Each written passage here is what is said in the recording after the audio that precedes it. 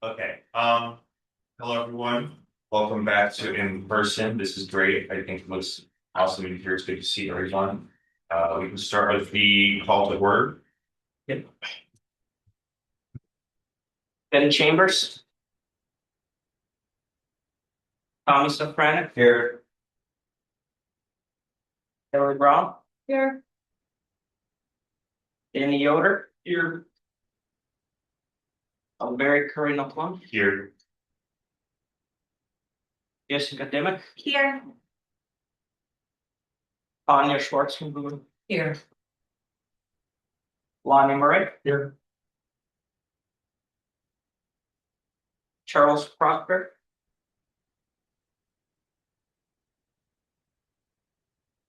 Cindy Shackelford, Here. Christine Jacobs, Taylor Lowry, Here.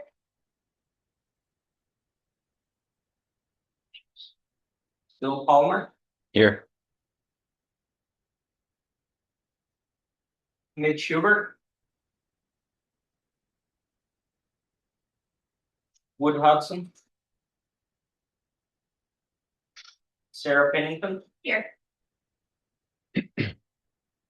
Barry Herring, Here. Garland Williams, Here. Do we have anyone who will be participating that's part of the voting method or all? All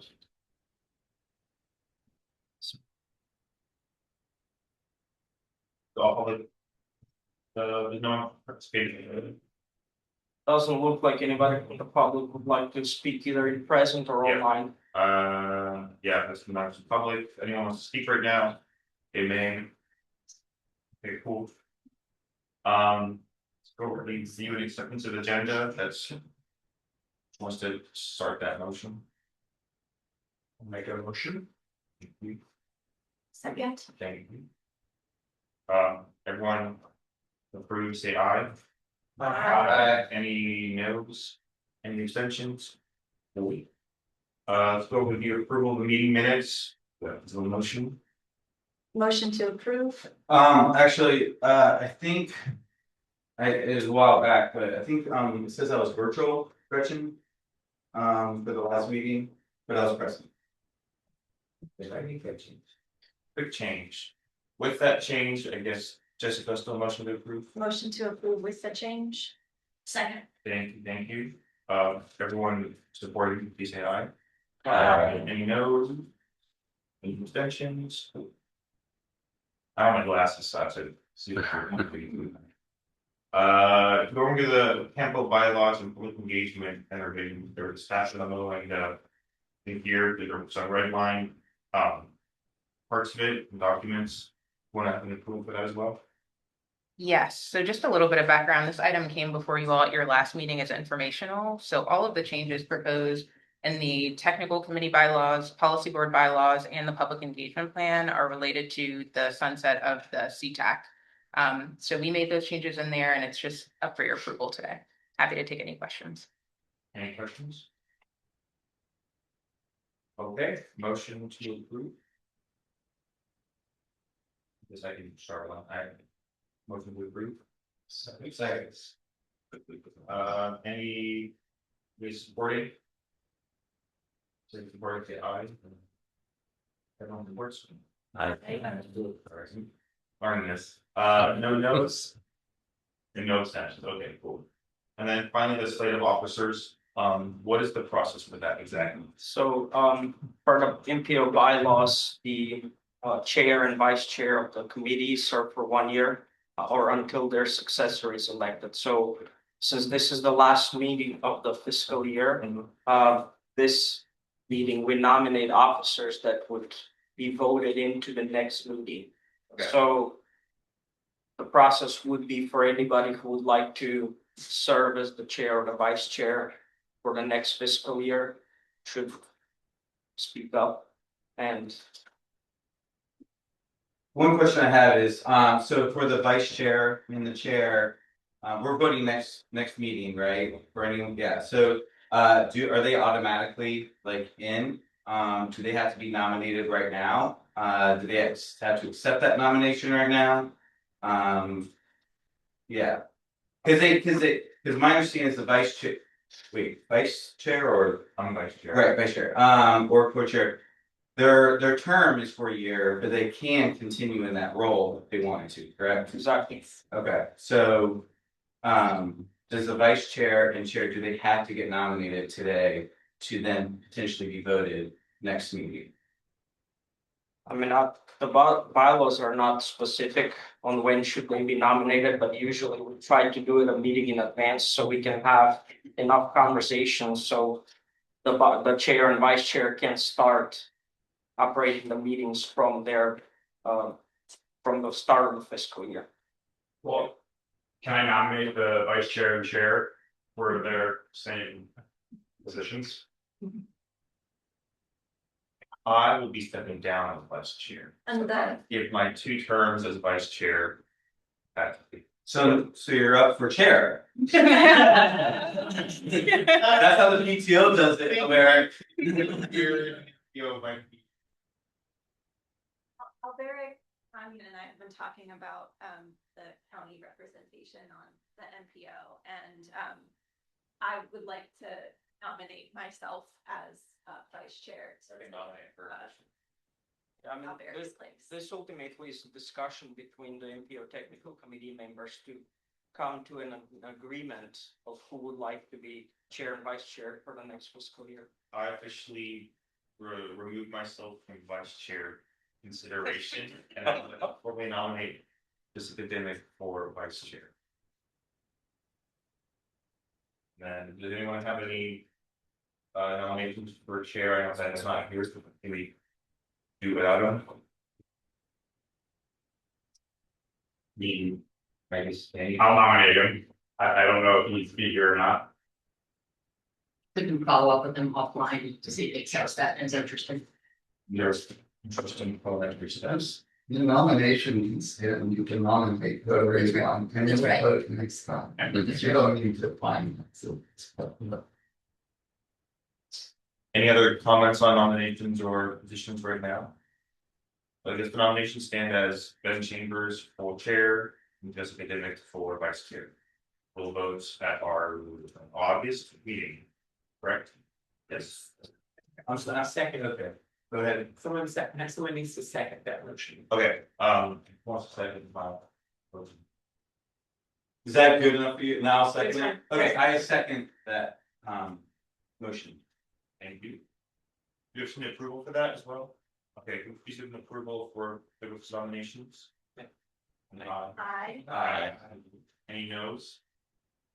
Any abstentions? Okay, I guess we have our ticket for next year. New business, our first presentation is Smart Scale Round 7 Campbell Gold Projects with Sarah Lowry presenting, so. Go.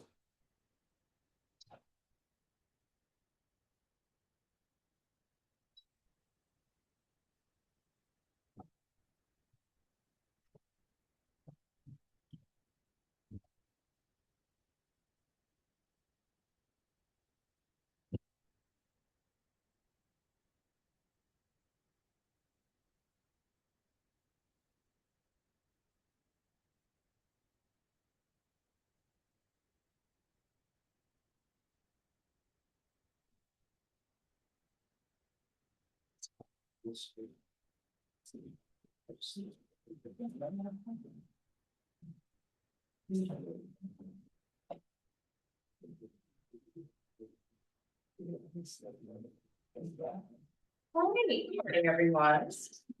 Thanks for being here. So I'm gonna go through some smart scale round 7 updates for the MPO, and I'm also gonna walk through the rural projects that are being submitted in our region for this round of smart scale. So I wanted to start with a bit of a recap, since we met about 2 months ago. It's been a little bit of time since we last met. So at your last meeting on April 7th, one of the action items on your agenda was recommending that the policy board provide or not provide resolutions of support for the MPO smart scale projects. And so the first item Just a reminder, you all recommended adoption of the resolution that endorsed all of the localities submitted, smart scale projects. You recommended adoption of resolutions of support for 3 of the MPO's projects, so for the Barracks Road, I-64 Fifth Street, and the Old Ivy Road on-ramp projects. And then you deferred taking action on making a recommendation to the policy board for the Old Ivy Road off-ramp extension. Following that meeting, on April 22nd, we had 2 meetings on the same day. So the Commonwealth Transportation Board met and the MPO Policy Board also met. On the 22nd, the CTB approved an update to smart scale policy that allowed for innovative intersections as an eligible project type for the high priority projects program. And there's a note here to refer to the staff report for a presentation that was provided by OEP, just recapping some of the changes from the CTB and how they were addressing it in this round of smart scale. So that's in your packet for your review. Also on the same day, at the policy board meeting, the policy board approved the resolution endorsing the submission of smart scale applications by the local jurisdictions. And the policy board also approved resolutions of support for all of the MCO applications listed. So next steps for smart scale this round, the first bullet there for May says review the 3 applications and providing feedback and screening decision. We received notification via email yesterday from the portal that all of the MPO's applications were noted as screened out conditionally. And what that basically means is that the documents that we submitted, so the planning studies are still ongoing and those aren't in final form. And so they have to be in final form by submission of the full application. So we were aware of that going into it, that those studies were in progress. You all have been receiving updates on those same studies for starts and pipeline. So that wasn't necessarily alarming for us to see that. We anticipated that. Starting June 1st, so yesterday, the round 7 full applications open in the portal. There's also going to be a full application training that staff are going to sit in on. And then for the local resolutions of support, June 15th is the tentative date for Charlotte Local City Council to provide a resolution of support. And June 17th is the tentative date for the County Board of Supervisors to provide a resolution of support. July 15th is when all supporting documentation is due for full applications, and August 3rd is the official final application deadline. Following that, January 2027 is when we expect the first staff recommended scenario to be presented. So based on all of the scores and how projects are evaluated, the staff recommendation would be for how the CTB should fund projects. And then by June, the VDOT, the CTB will officially select which projects are going into the 6-year improvement program. Any questions on MPO projects before I jump into the rural jurisdiction projects? Question, Taylor. So the supporting documents are due on July 15th. Does that include like all the planning studies and everything? Yes. So that's kind of like the final deadline for all the planning studies. Okay. Yep. Any other questions?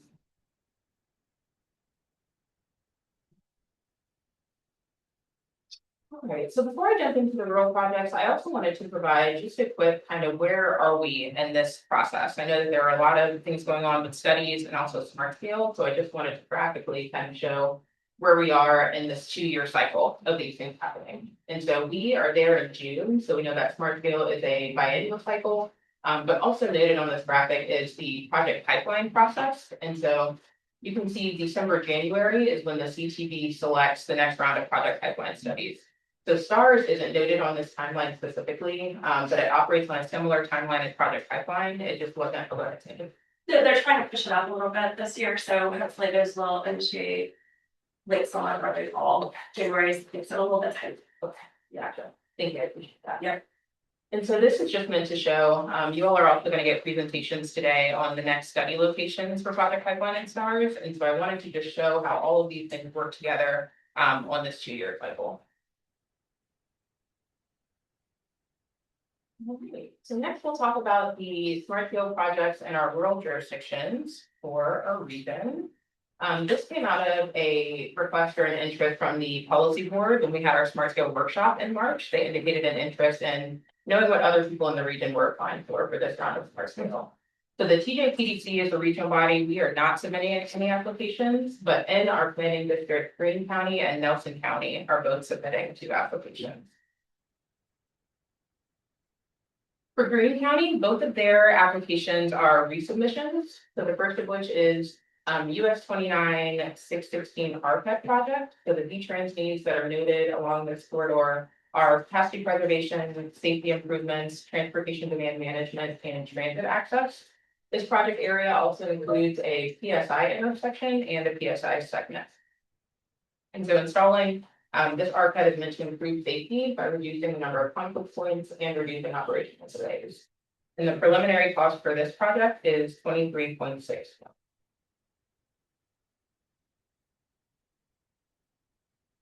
The next project for Greene County is on US 33 at Advanced Mills and Greencroft. At those intersections, this project will implement median U-turns to address the V-Trans needs of safety improvements. This project area also includes a PSI segment.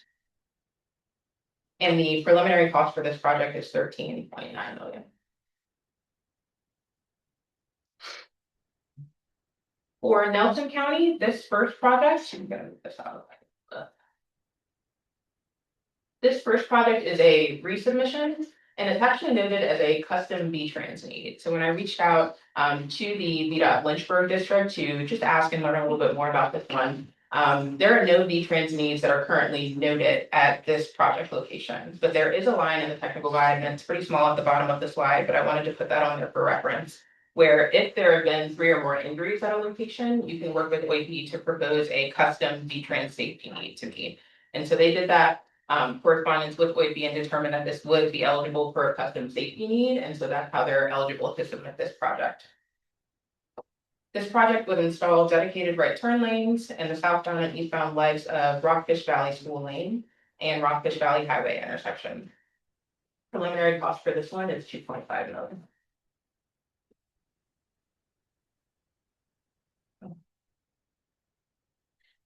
And the second project for Nelson County is US 29 corridor improvements from Route 655 to VA 56. The V-Trans needs noted along this corridor are for capacity preservation, transportation demand management, and safety improvements. And this project area includes a PSI segment and 2 PSI intersections. And so for this project, they would be installing an RCUT, but noted here as a reduced conflict intersection. Quick question, where is this beautiful road name? Trying to look up on Google Maps. For this one, So Barrington Road and Colleen Road. yes. Yeah. And the preliminary cost for this project is 19.8 million. So I don't think I saw anyone from the rural jurisdictions jump on, but if there are any questions, I'm happy to forward those to them and I'll get some answers. You said all 4 of these are resubmissions. So the 2 for Greene County are resubmissions, and then the first one for Nelson County is a resubmission. I don't believe this one is. I think this is a new submission. That's correct. Which smart scale bucket are these eligible for? So the jurisdictions are always eligible for the district grant program. And then I think because these are innovative intersections, now with the DTB's approval, they would also be eligible for HPP. Okay, but some of these are in a different, they're not in a culvert district. Right, Okay, correct. okay, Right. so they'll be like in a different pool for the district. Right, for Nelson. Okay, I don't think the Rockfish School Day project would be eligible for HPP. Correct, yeah. okay, yeah, that's. Are there any different criteria that apply to the rural district jurisdiction projects? Not in terms of your eligibility, but how projects are scored, depending on where they're located, they could be in a different area type.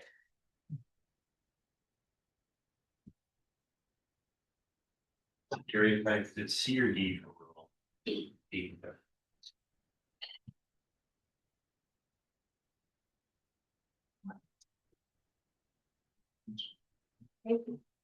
Thank you.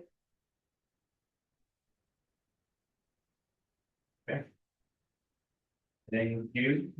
Next up is Sandy with a presentation on the STAR and public process.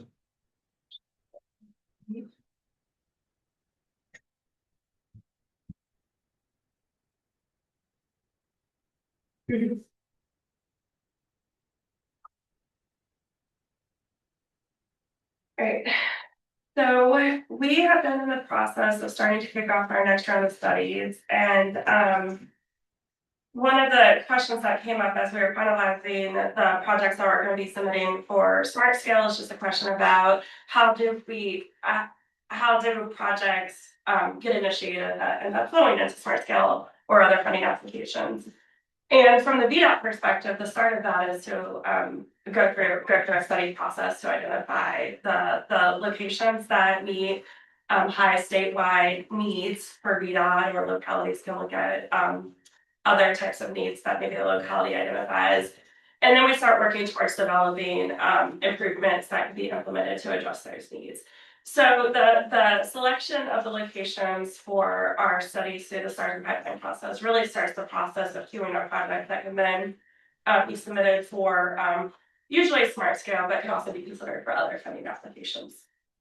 So most of you have been involved with STARS and project pipeline studies previously, but I just want to take a second to go through and talk about the overall process, what they're intended to do, and what the expectations are. And then the Culpeper District has been reaching out to the localities and to the MPO staff to work with them to determine where is their interest in conducting the next round of studies through both of these programs. So the two study programs that we're talking about today are very similar, but are technically managed by different divisions within the state of Virginia. The first is Project Pipeline. These are managed by the Office of Intermodal Planning and Investment, which is the organization that also administers the Smart Scale program. And then there's STARS, which stands for Strategically Targeted Affordable Roadway Solutions, and that's managed by VDOT Central Office. The real distinction is that the Office of Intermodal Planning and Investment sits directly under the Office of the Secretary of Transportation, and then STARS is managed by VDOT Central Office. So both of these are managed by a central statewide agency. We identify locations throughout the Culpeper District. So while we're talking about locations within the MPO, we're also looking at locations outside of the MPO area and the northern portions of the district and the Rappahannock and Rappahannock Regional Commission as well. And then the goal is to identify implementable solutions that can be funded through Smart Scale, revenue sharing, HSIP, even ongoing district, maintenance kind of funding if they can be incorporated into other activities, or potentially used to apply for grant applications through discretionary grant programs. All right, so if you put them side by side, they kind of are reflective of each other with some nuances.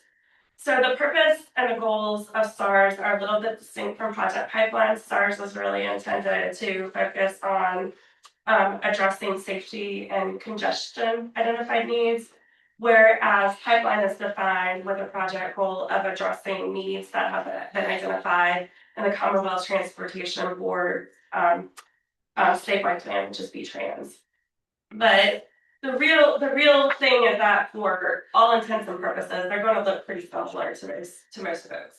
Both of them are administered by a statewide agency.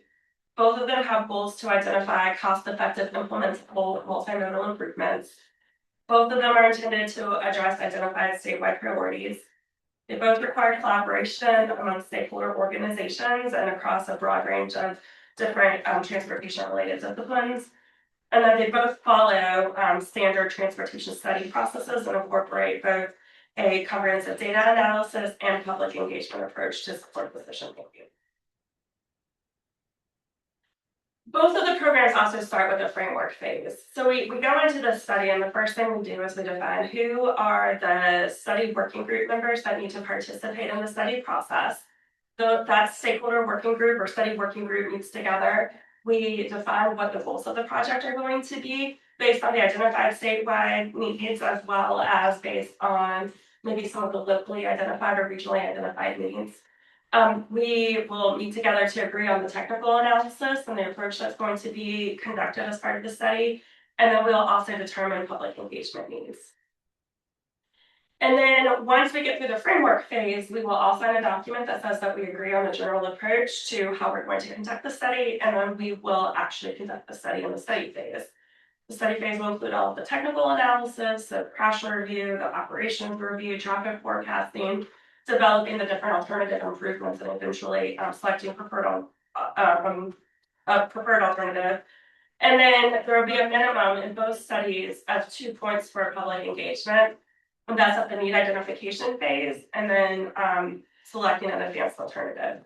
But both of the programs also offer some flexibility to incorporate additional engagement as needed. Sandy, I have a question. Yeah. On the technical analyses, how flexible are the technical analyses? For example, if you want to, if there's a desire to look at more than one forecasted growth rate, or if there's a desire to define different levels of adequacy for traffic operations. Like, can you speak a little bit to like how much the program is flexible in this approach, or if that is likely determined in the framework phase? I mean, the growth rate is going to be defined. I don't know that there's flexibility to veer from like our defined processes for things like defining what the growth rate is going to be. Maybe what you're asking is, could we look at different scenarios, like a midterm and long-term kind of growth scenario? And I think to some extent that's built in, maybe like a sensitivity analysis kind of thing. I think there could be some opportunities to do that, but we'd have to talk about what exactly the desire is for the study. Does that answer your question? Yeah, I think it could be discussed. The different roles and responsibilities are important because, again, these are managed centrally. So any of the studies that are moved forward will have to be consistent with the overall goals of the programs that they're being supported through. So the statewide agencies that are overseeing the programs are going to provide general program oversight and make sure that we are meeting the intended purpose of those study programs. They will also oversee all of the contractual arrangements, make sure that the scopes are in line with what they expect, especially given the financial constraints of the overall funding for all of the programs. And then sometimes you'll see that these central statewide agency staff will also attend the stakeholder working group meetings. The district staff serves as the overall point of contact and as the project manager for each of the studies. So we're making sure that we're coordinating with the consultants, that we're meeting our deadlines, that things are moving forward the way that they need to be on time and on budget. We work with the consultants to coordinate the stakeholder working group to help define the scope and establish the parameters of the study. We are responsible for reviewing and doing the final approval on all of the study materials that are developed. And then we also make sure that any concepts that are moved forward would be consistent with sort of VDOT design standards and requirements. So we have a lot of that. We're doing a lot of the logistical coordination and doing a lot of the quality control review alongside the consultants, as well as providing materials to the consultants. And then for the study working group members, the most important thing is to be involved and participate and provide information early and in an ongoing way as part of the study process. Typically, there are about 4 to 6 meetings over the course of a study. I know sometimes it feels like we have more because we have 2 studies that are going on simultaneously. But usually it's about 4 to 6 meetings over the course of the study, and that can be a mixture of in-person and virtual. And that's also something to consider during the framework phase if you prefer in-person versus virtual, to make sure we're accounting for whatever resources are needed to support the types of meetings. So similarly, the stakeholder working group members are going to be reviewing the materials and providing comments back to VDOT. We'll be compiling all of those and working with the consultants to make sure they're addressed. Assist in sharing information about it in public meetings or survey for communication. Review the concepts and provide feedback, provide information as needed. And then one thing that I think is really important is to make sure that the members of the study working group are sharing information and decisions from local governing groups and elected officials, and making sure that the study is moving forward with the awareness of and support of the local elected officials, or providing us information if there is some sort of political concern that we need to take into account as part of the studies. So again, what we are looking for right now at the step is that VDOT has reached out to the localities and said we are to start having some discussions about what locations might be of interest for the next round of studies. So we're looking to, over the next month, finalize the study location preferences, and then we'll start working to submit those requests. I just want to reiterate that VDOT Central Office, or the Office of Intermodal Planning and Investment, and ultimately the Commonwealth Transportation Board, do need to sign off on all of the studies. So while we do have some flexibility to discuss what the goals are of the studies, we do have like a framework that we have to stay within. And then once we submit those requests, we can start working forward to finalize our notices to proceed with an anticipated kickoff later this summer or early fall for those study programs. So do you all have any questions on general process and general expectations around the study? I have a couple questions. Sure. Thanks, Sandy. This is really helpful. On your earlier slide with the kind of two side-by-side programs, the suggested study work group members, one for stars is VDOT district and CO planning. What's CO planning? Central Office. Oh, okay. Planning, yeah. Okay, cool. And then, so how many stars and pipeline studies is the region allowed to undertake? Is that set by OEP or VDOT, or CTV? You know, like, how many are we looking at? So there are a couple of considerations. One is, like, remember, we're looking at the whole Culpeper district, which is Right. 2 planning districts. So so we're looking probably, I think, our own, and then we have to manage, there's budget considerations, there's staff capacity considerations, and then there's the capacity of the local stakeholders that have to engage as well. So I think for this region, or this area, I think there's around 5 or 6 studies that we're looking at, but I think kind of the maximum we could take on with our planning staff for our staff capacity is probably about 9 for the district, for the entire district. Does that sound like I'm very hard? Yeah, and I think that especially for, I'm Stacy Laundry, I'm the assistant district administrator for VDOT Culpeper District over planning, and yeah, I don't have my name part out.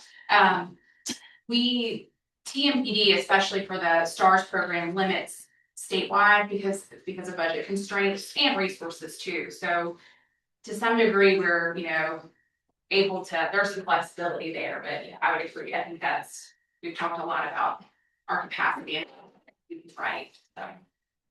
I mean, maybe it's too early to say, but are the number of kind of proposed study locations about right, do you think, or is that the question kind of to be answered later? I think there are 2 city and 3 county or something like that. Yeah, I think what we had discussed is there's especially in the city, I think there were more proposed locations than we can account. I think we've had some initial discussions to kind of figure out, at least from the staff perspective, everywhere how to prioritize. I think there are a couple of projects that are like the jurisdictional boundary. There's at least one project that's on the jurisdictional boundary. And then I think we were looking at one additional project completely in Charlottesville, and maybe 2 additional in but they're completely in Albemarle County. Okay. Oh, correct me if I'm wrong. Yeah. And then one more question. So at the end of the framework phase, you kind of said that sort of like the working group or whoever's meeting at that point is going to sort of agree on this is our approach, right? Mm-hmm. And so is that agreement made like at the staff level, at the policy board level, like has to agree on that approach? Yeah, I mean, to some extent, it's up to the state. It's up to each of the representing organizations on the stakeholder working group as to what that approval looks like. But there will be a designated point of contact for each of the represented agencies that will ultimately be able to say, like, yes, we agree with us using whatever process Okay. that stakeholder organizations determine. Okay. All right. thanks. Yes. And I think to that point, the bullet that you highlighted on the importance of the person on the stakeholder working group serving as a liaison back to their jurisdiction and making sure that what they're coming to the table as a representative agreeing to is comprehensive of what the staff and the electeds are really. Any other questions for Sandy? I guess one question I have is in terms of like looking at multimodal solutions. How are we, I mean, are we strictly looking at crash data to just kind of have the best priorities there, or what kind of engagement is there in terms of people that do cycle or walk, or like, you know, reaching out to communities that actually would need multimodal solutions to determine where they feel the biggest problems are. So I think that, so remember that we're focusing on needs that are identified, they're like a statewide process. So we're going to focus on those locations, and at those locations, we're going to look at any of the needs that are identified or discussed as part of looking at those locations. But then in terms of like specific targeted outreach, I think this is where, again, because we have to manage the budget, we're gonna have some limitations on scope. But this is also where maybe we need to work with the localities to figure out what is the best way to reach some of the communities that we want to make sure have like that those perspectives are represented as part of the process. So I think we all need to understand that we're going to have a consultant, we're going to have overall guidance on the process. There's going to be a lot of consultant support, but also identify where there might need to be supplementary or targeted efforts by localities to do additional work to make sure you're getting what you want out of the studies and out of the public engagement. Yeah, I know that PEC, you know, as groups that were, you know, they discuss multimodal transportation and that one of the areas that are standing with outreach. Everyone's doing that, but not that I know that. Can you repeat the question? Yes. Make sure I understood it. Oh, just so something is part of the thing when we're improving these intersections, or like studying improvements these intersections. Part of the thing is to improve safety from multimodal transportation, right? So I was just looking at like what kind of engagement is being done or could be done to reach out to communities that do frequently walk or bike or run or do, you know, and so I know that there are local groups that are we got to discuss those topics and just wanted to know what efforts are made to reach out to those groups and engage them. Can I maybe offer, I think what I'm reading and I'm hearing you, Sandy, is that VDOT is probably going to lean on the localities to help identify those groups and invite them to public meetings, share the online surveys and be the connector, if you will, right? So kind of for this process, that's kind of our responsibility to. I know from the city standpoint, we've had a lot of conversations about how we do that in general outside of VDOT projects, and hopefully we're getting better. Not being a problem. It should also be discussed during the framework phase to make sure that we're accounting for any of those efforts that will be needed and make sure that that's built into our timeline. Sandy, so you may have touched on this already, but technically speaking, neither one of these programs are well, maybe back up. STARS is a study, and it's not necessarily a study to identify the project for smart scale. It kind of is, but it's not in its like definition for that purpose, right? Pipeline is that maybe more geared towards specifically set up for smart scale? Yeah, pipeline is definitely more like in line with the smart scale schedule to like, you know, sort of get projects ready to apply for smart scale, but that doesn't mean that that's the only purpose of the pipeline study either. So I'll also mention that one of the things that we're working to do in both of these study processes is smart scale is really kind of intended to identify solutions for like what we would consider midterm solutions. So things that will solve the need for 10 to 20 years out. All right, so what smart scale doesn't do though is necessarily do these like low cost improvements, like update guide signs to provide better information, to do different pavement markings, to do some of these like lower cost things that could be incorporated into just like a regular maintenance budget or a 6-year improvement program outside of like a funded like big project like smart scale. So both of these programs can also identify some of those short-term solutions that can be implemented outside of smart scale, as well as longer-term solutions that we know we don't have funding to do these right now. But we probably need to start thinking about what ultimately will need to happen on our major assets, specifically for things like interchanges that are much more expensive to maintain and replace, so that we have a plan over a 30 or 40-year horizon to eventually make those improvements. Smart scale is going to focus on that 10 to 20-year midterm solutions. So like during the setting the project goals phase, is that when we should be talking about what funding sources we ultimately want to be going after from these potential studies? I don't think we limit it by the funding programs. I think we have that in mind throughout the process. Is as we start talking about solutions, we'll start putting these in buckets. Like this is a low-cost solution, this is a midterm solution, this is a long-term solution. So I think that's something that we consider throughout the study process, but I don't think we limit the study process based on funding sources up front. Would you agree with that? Yeah. Would the study results then potentially be like you've got the package that you can use for going after smart scale, but you have like these greater things that are baked into the study, to your point, like that we can use and bake into our routine maintenance or whatever, or even locally fund projects. Yeah. So we'll have a thing where like, here's a preset, you can go after X. And here's some other things you can do either locally or go after even smaller scale funding. Yeah. Yep. I mean, if those improvements are identified in parts of the study, yeah.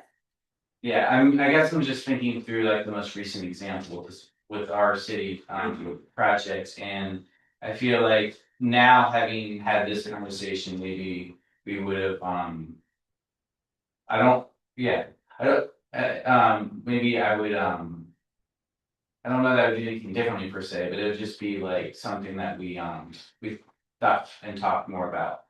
Yeah, I don't know, it's kind of a long time ago. I know that's not even a long period, but you remember by the early conversations, I did have low cost improvements that were presented. Yes. Those are typically not the ones that will go out for the public feedback then, because they're not really like big projects. You're not applying for funding in a very public way for those projects, but there's still things that if you all want to present to your elected officials and say, we could start doing these things now and not wait 5 to 6 years for smart stuff to fund these projects. Yeah, that makes sense. I do want maybe just when we go to the next meeting, because I think that some of those like low stuff or stuff we kept hearing over and over again from the public, right? In the survey and whatnot. So like things like wayfinding, for example, like even though that's not really baked into the current application that we're putting in for, that's one that we just heard over and over again, and it feels like there should be a way to like do something more with that, if that makes sense. Sure. Okay. Understood. Any other questions? I have one. Can you remind me where CTB is on the discussion that they were having about MPOs and PDCs being able to apply for the entirety of a preferred alternative versus phasing that into multiple phases? Yeah, so what they have right now is that there's a form that you can fill out if it doesn't meet any of the other criteria, but it is an alternative that was identified in one of these studies. It's only part of it. You can fill out a form, and it just has to continue to meet. Like you can't apply for like if there's an improvement at this end of the corridor and this end of the corridor. You can't just apply for those two, but you can apply for a portion as long as it's like contiguous and meets logical termini and is a reasonable phase. There's just a form you have to fill out. But when they expanded the innovative intersections, there are very few like alternatives that don't meet one of the other criteria already. Okay, I'm thinking as a follow-up to yours, if the studies have a preferred alternative that is fundable or is competitive through a smart scale process, but then there's these also low-hanging fruit options and or long-term strategies that need to be addressed that aren't the preferred alternative, would we be eligible applicants for that entire range of projects? As long as that remains the CTP policy. Yeah. Thank you, that's helpful. Anyone else? All right, on that note, I invite Clay Brown to give the presentation on the Charlottesville Stars and Pipeline projects and locations. Thank you. Should I go up there to do it or should I? If you're joined on the Zoom meeting from your computer, you can do it from there, or you could come up here. I'll just go up there.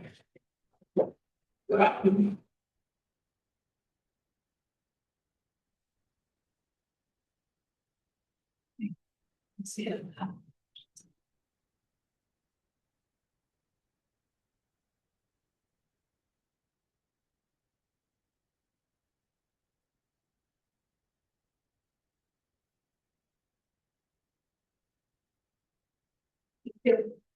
Hi, everyone. I'm Kelly Brown. I'm the Director of Community Development Services for the City of Charlottesville, and I'm representing the city and presenting our recommendations for STAR studies for the next round.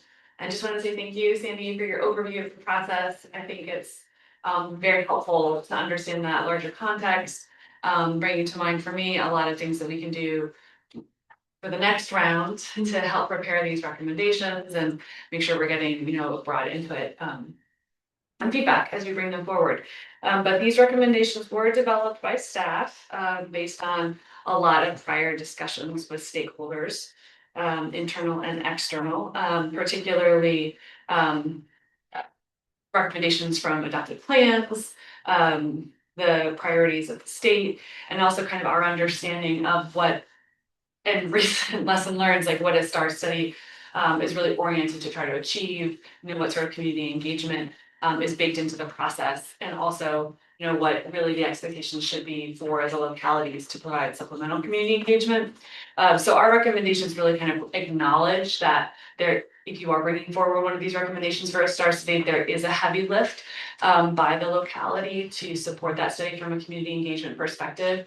And what do we as a city, have the bandwidth to really support, recognizing that there's a lot of other, ongoing priorities for the city. So our recommendations focus on areas that have been identified as there being a need already in adopted plans, but where we believe that the opportunity to support community engagement is something that we can manage. That's potentially because there is available right of way and will not be as many constraints or considerations for private property.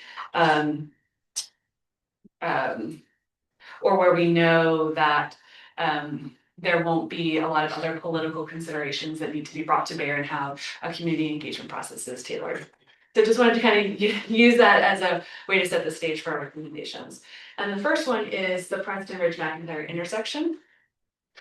This has been identified as a V-Trans need for bicycle pedestrian safety and operations. It's identified in Streets That Work as the number 3 priority corridor from West Main to Preston, and the number 4 priority corridor from Harris Street to McIntyre Road. 89 crashes at this intersection have been documented over the previous 9 years. And we anticipate a better support and realistic project coming out of the study of this intersection than some other opportunities.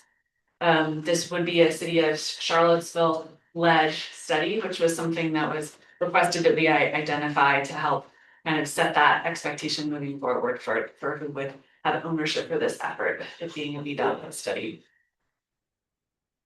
Our second recommendation is the Ridge corridor from West Main Street to Cherry Avenue.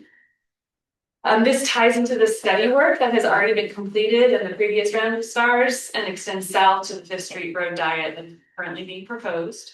It is an identified V-Trans need for bicycle pedestrian safety and operations. It's the number 9 priority corridor in Streets That Work.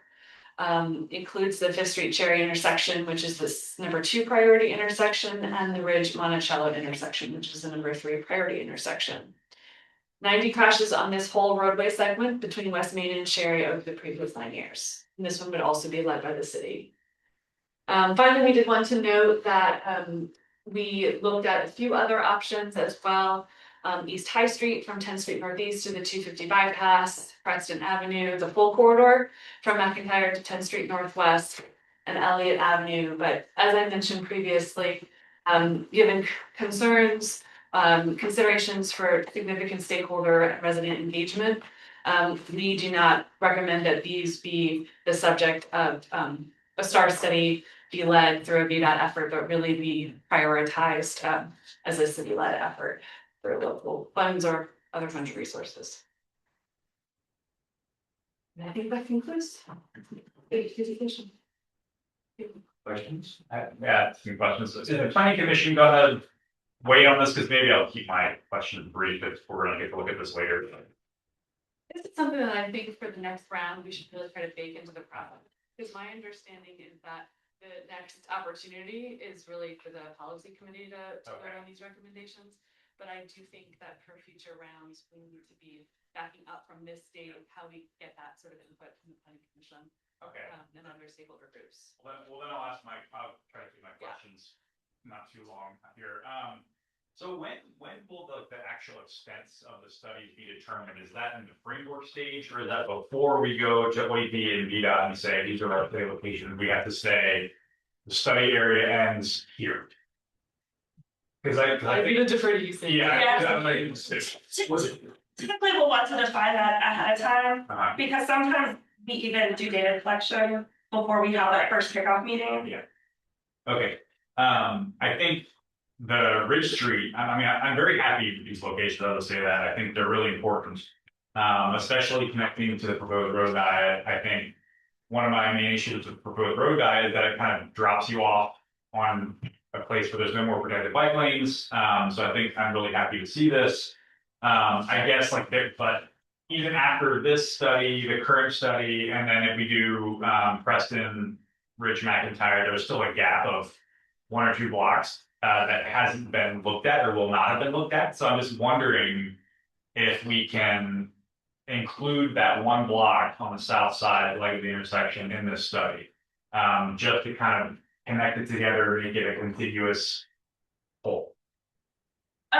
We can discuss that. I'm not going to commit to anything right now. We can discuss that, but I will say that I think that's going to be challenging because there's a bridge Can you repeat what you're saying? No, I mean, over the railroad. so basically from Preston down to West Main, and adding that, I mean, Oh, you mean do that whole study area? just including that with this I guess I don't know how far you go from the intersection itself in the study. Yeah, so what we would typically do is we would, for a study like this in an urban area, is at a minimum, we would take the intersection that we're studying. We're gonna focus on improvements at that intersection, but we will usually, at least at a minimum, do data collection at the next signalized intersections. Okay. To measure those in the path. Okay. Yeah. Great. I mean, I think improvements at this intersection are definitely needed. But I would hate to see kind of a 1 or 2 block gap where there are no improvements, or we haven't looked at improvements and identified anything to implement. And then my last question, so my understanding is that the last smart scale round, basically the only projects that were recommended for funding were on V-Trans priority 1 and 2 locations. And so I know these are city priorities and they are identified as V-Trans needs, but do we know, maybe it's a question to take offline, I'm just curious, knowing the history of smart scale and what gets funded, how, what priority level are these segments or intersections? Yeah, this is a little bit, it's kind of art and kind of science. Because some of the V-Trans needs are more closely affiliated with what the improvements for the benefit score is going to be than others.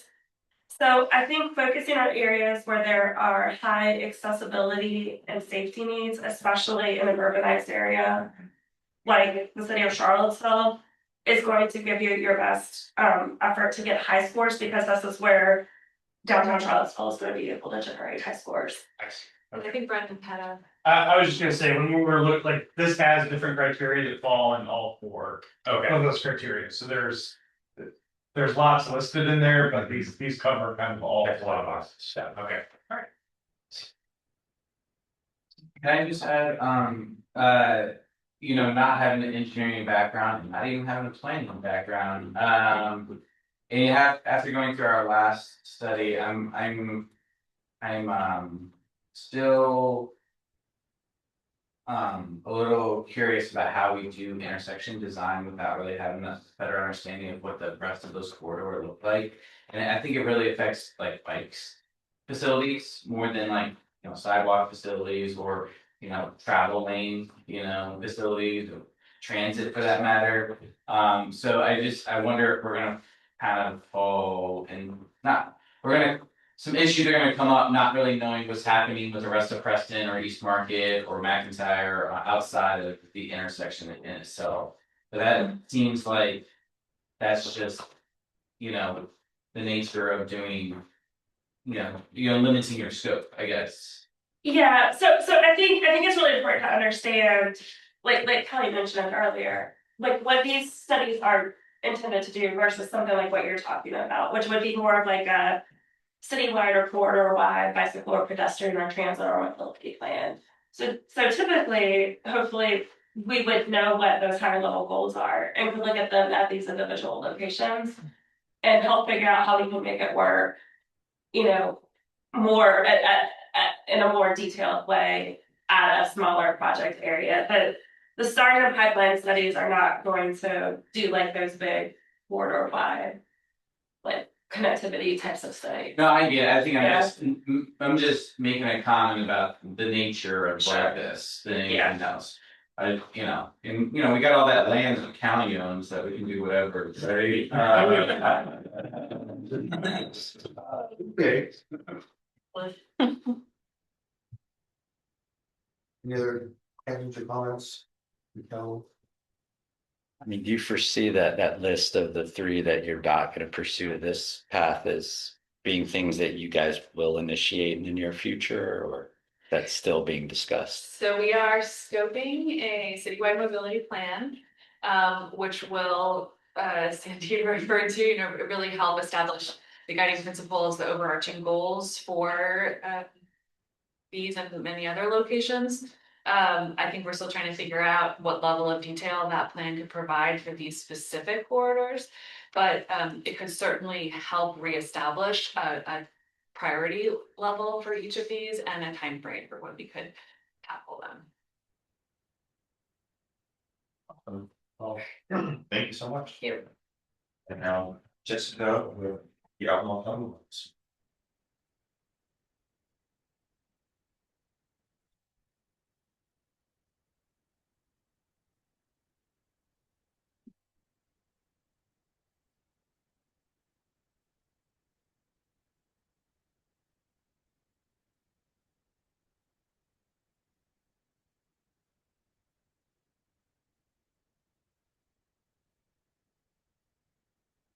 Hi, everyone. I'm Jessica Dimick. I'm the Principal Transportation Planner for Alamo County. I'm going to present the 3 study locations that county staff has been speaking with VDOT about for pursuing for this next round of studies. These are study locations that most closely align with the VDOT program goals, the V-Trans needs, and our long-standing priorities for the county.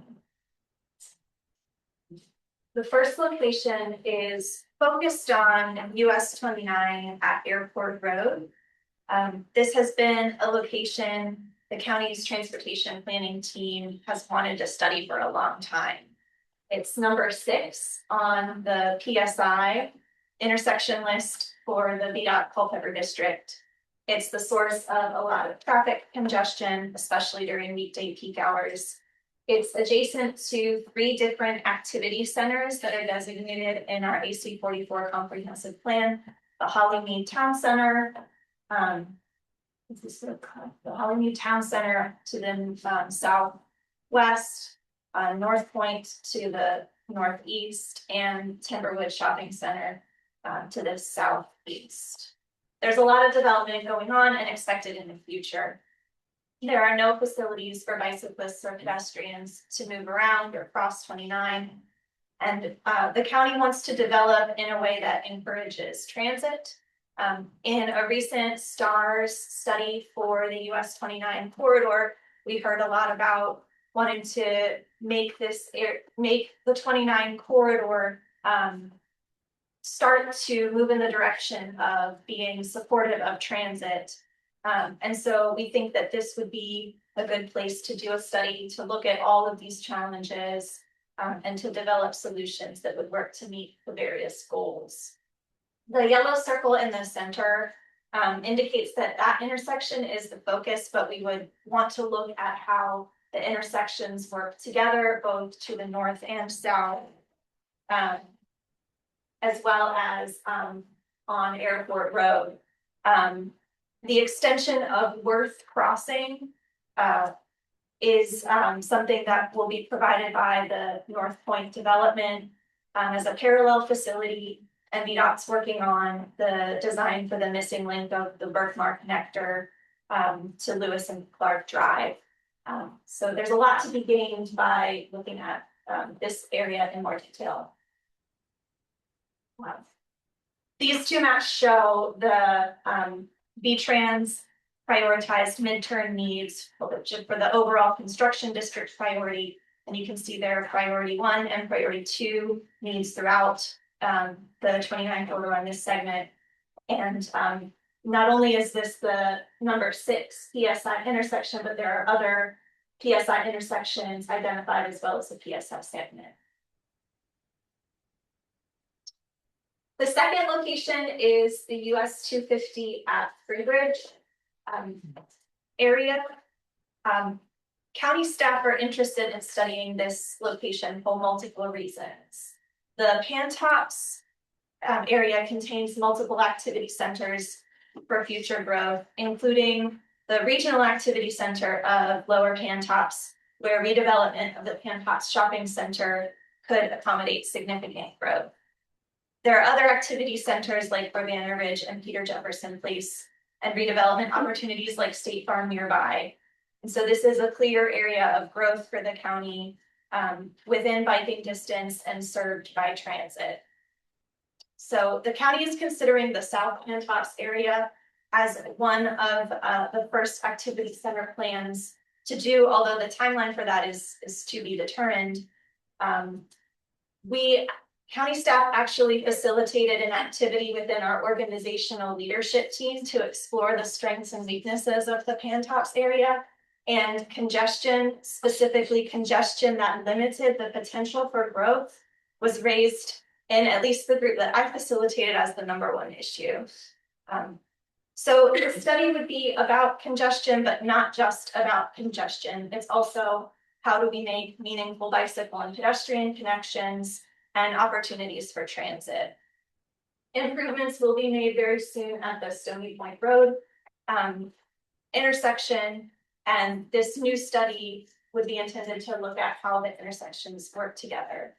It seems like this is an area that's a good candidate to study, and that the fact that it crosses the city-county line would be an opportunity for us all to really dig in and work together to address these issues at this location. This map shows again the VTrans prioritized midterm needs with priority 1 and priority 2 segments. And this map on the right shows the bicycle access needs in VTrans, and you can see that's priority 1, or sorry, very high in the red, almost all along, as well as down along High Street. The last location is exit I-64, exit 118 at US 29. This would be picking up where the current VDOT pipeline study left off. It was interesting, I was doing some historical research into the county's transportation project prioritization efforts. And back in 2015, when Smart Scale first was created, the county's planning team developed that first prioritization list, and this location was #1 on that project list. I-64 exit 118. I think that just underscores how much this is a long-standing area of concern and wanting to develop feasible, practical solutions that will work here. In addition, so the VDOT study, the VDOT pipeline study that is currently going on, my understanding is that they are developing a VISN model to study traffic operations, including adjacent intersections. And you can see in the blue dashed line, that is the extent of the VISN model that is being developed. So because of that, we would like to continue to study this location. In addition to just the traffic operations, there is a current park and ride on Teal Lane. And so we would like to include that in this study. As well as there's a development plan on the Steeg property that includes a pedestrian crossing across 29 at a new signalized intersection and a shared use path that would connect to the east. So we would like to explore, pedestrian connections, and not forget about those. So I think there's multiple opportunities here, multiple issues to address.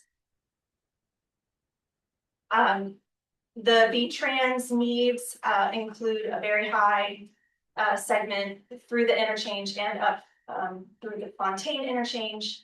And this PSI segment is number 6 for the Culpeper district, which was one of the reasons why it's been studied in the first place. I believe. So county staff discussed other ideas for study locations as shown on the slide. We, in talking with VDOT, decided that the 3 locations I just presented were the most ideal candidates. If, for example, US 29 from the South Fork of the Rivanna River to Greene County, that's nearly 7 miles, and it's a very large study area. Greenbrier Drive and South Pantrops Drive, those are 2 studies that we are trying to initiate a roadway reallocation study with David Cook's group in VDOT Central Office Planning. And I will say that, as Kelly mentioned, the city's multimodal transportation plan effort will sort of illuminate priorities. The county is also gearing up for a countywide multimodal transportation plan, and the outcomes of which will help us inform decisions for priority locations for future rounds. With that, I'm happy to take any questions. Yes, so is one of the criteria that you're definitely focused on the development areas. Is that I mean, there are some other problematic intersections that I've known about for years, like Owensville Road, for example, on 250. I don't know if anyone's ever looked at the badge data from that area. And it seems to be an identified area that's been out there for as long as I can remember. Right on 250, and there's an elementary school, not so far away. There's several businesses. So it's a former county development area, and so it has development area density minus the infrastructure, which sort of makes it something that I think merited. Noted. I will say that I know there is a recommendation for that particular intersection from a prior study. Several years ago, there was a study of 250 West. So we do have that improvements identified at that intersection. And I can get you that information if you're curious. Yeah, I'd be very, very curious. I mean, I think there are a lot of people that people that want to walk to, for example, the store or other things, or so. I mean, I think there's sort of the same things there in terms of people only thought strictly about the intersection issues and not the broader scope of issues that might be addressed by studying this.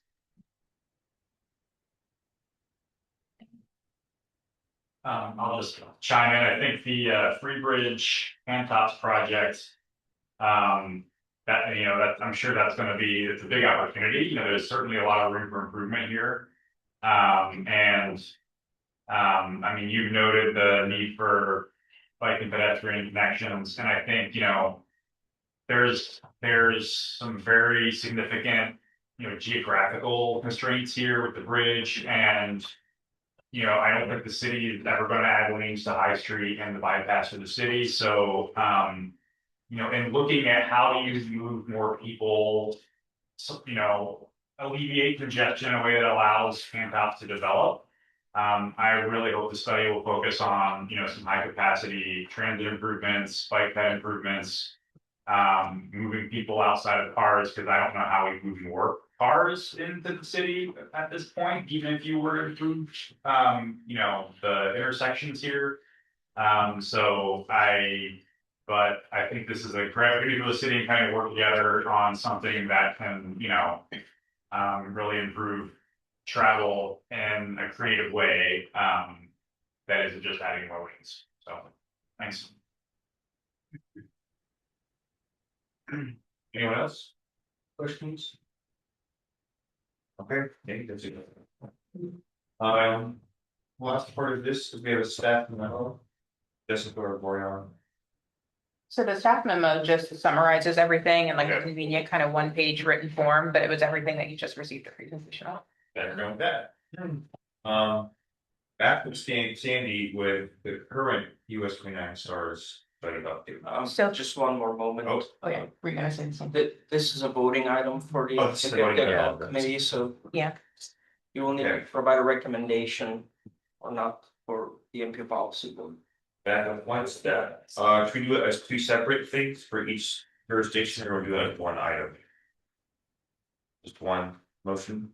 I think one would be fine. Can I ask a question about is this just a general like recommendation to support the projects generally, or are you asking them to like prioritize? We were asking for a recommendation for the policy board generally, but Okay.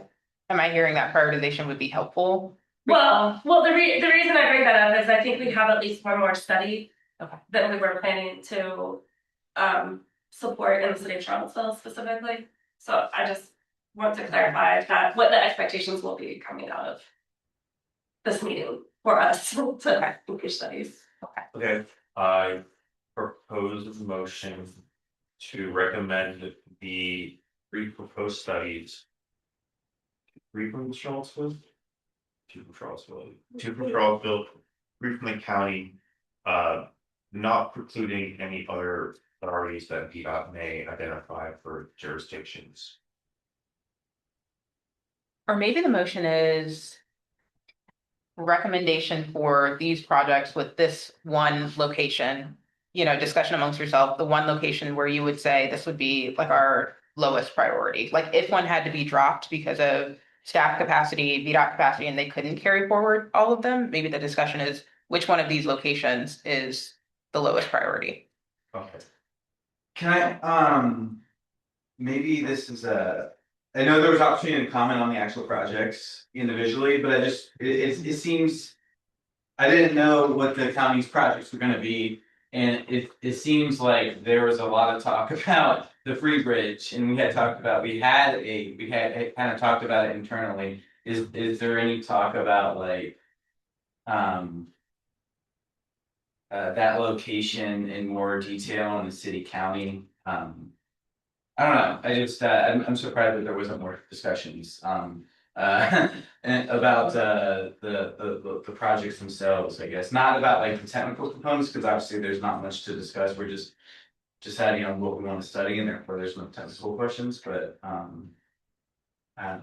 maybe that's because this is the first time we're doing this at MPO, right? Like, this is our first time recommending a STAR study, and we're recommending for the policy board. Right. Correct? Mm-hmm. And what you're saying, Taylor, is you're saying, we're voting, but we're also voting in terms of like a priority, like, hey, this is kind of what we really want to move forward with. And, Right. if we can, we want to do X. Right, like here's our list in order, essentially, so Yeah. that if there were capacity constraints and one of those had to be dropped, which would be the one to be dropped?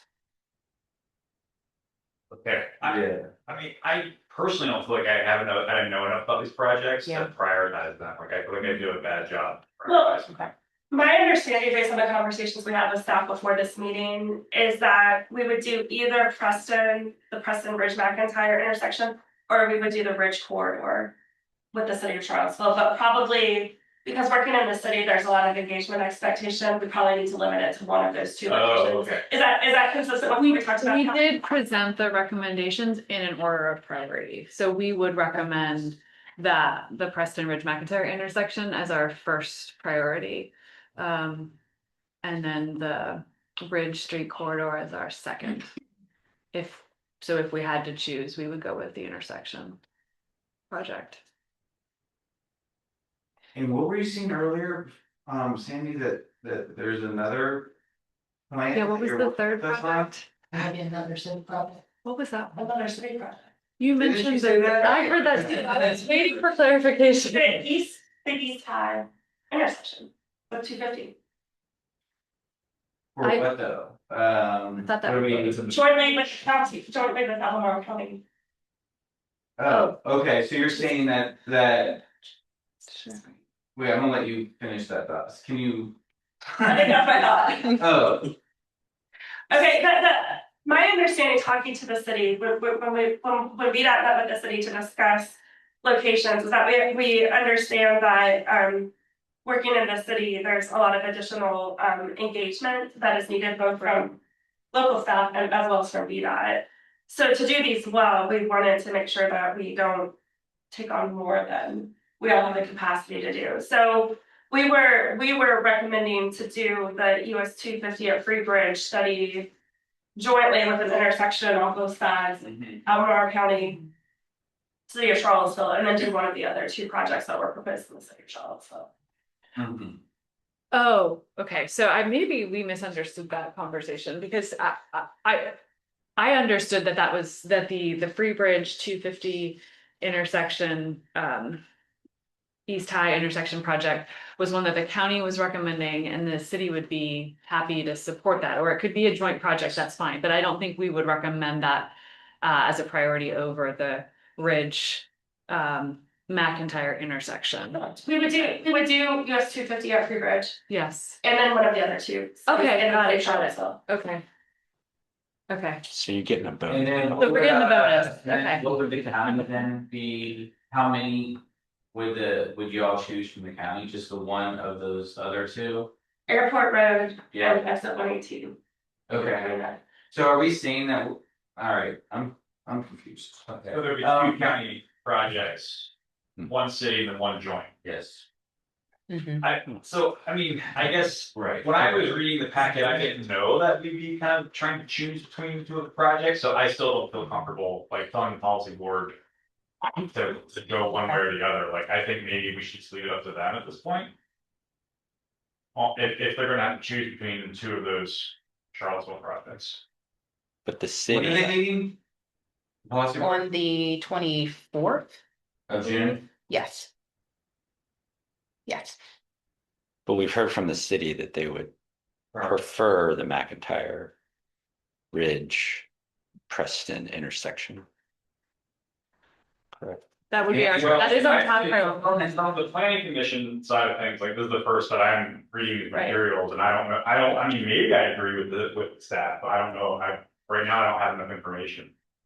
To Well, agree here's a with it. parliamentarian type suggestion. You guys just disbanded CTAC under the premise that the policy board embodies community engagement. If you don't think that you have the knowledge to make a really holistic decision that goes beyond technical things, it is fine to let the policy board do their job and make that determination. We still want to move in a motion and have the votes to see if some recommend, some don't, see if that passes, probably no. And maybe before we do that, if I could ask, like, what other information do you think would be helpful for this type of decision? Just as we kind of feel out, like Tommy was saying, this is the first time that we've done it, so I'd just be curious to know, like, what other information could we bring you in the future? I think, I think I would like to have a conversation with staff on this, like in my thinking, the project that staff does not prioritize is like directly adjacent to a road diet that the city is considering. And so to me, without a lot of intimate knowledge of the technical details behind the scenes, like that makes a lot more sense as a priority. Like let's connect that city project into West Main Street, which is a current project that is being studied. Whereas Preston and Bridge McIntyre, like, I mean, it's really important, but it's kind of on an island by itself. But like, I can be convinced that I've got it backwards, but I guess we haven't had that conversation with staff yet.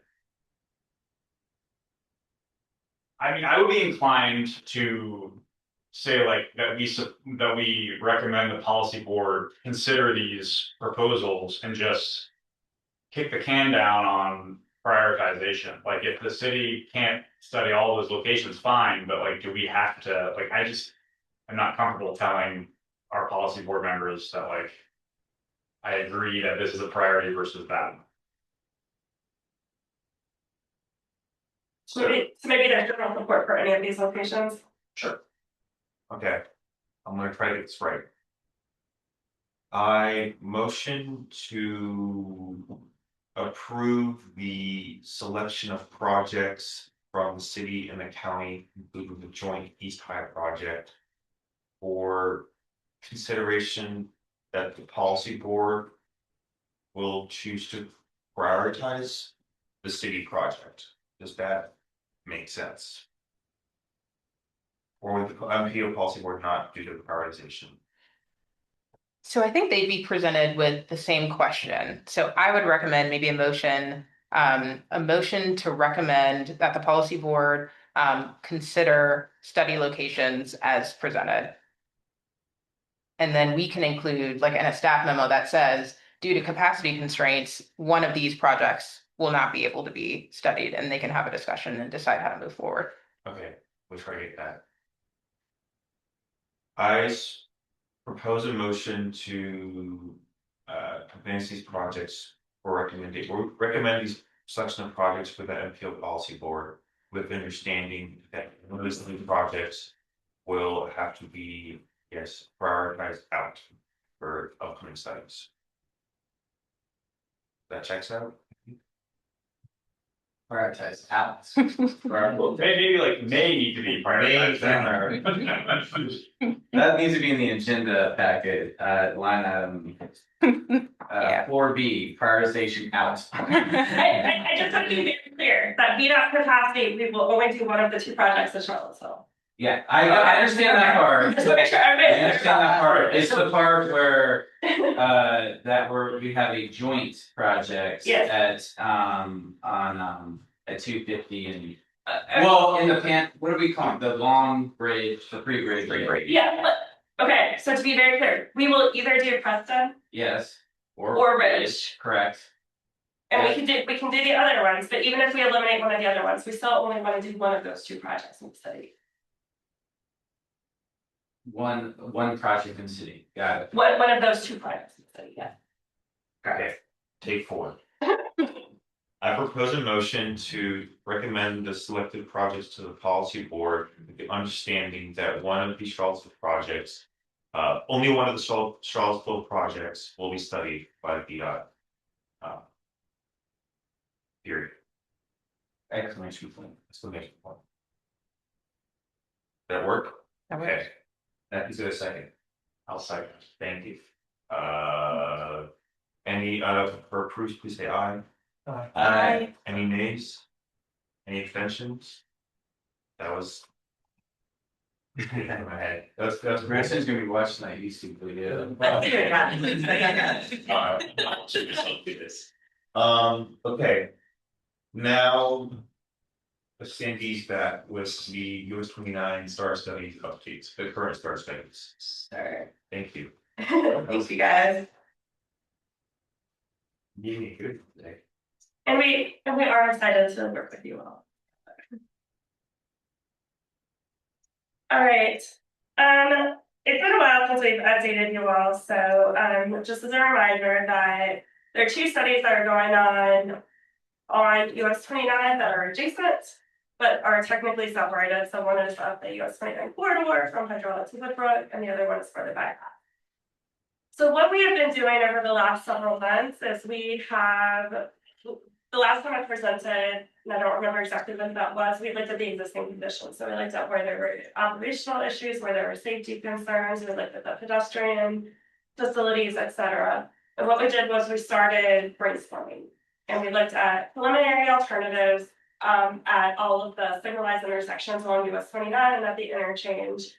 And what we did in phase one was we did a very high level conceptual screening.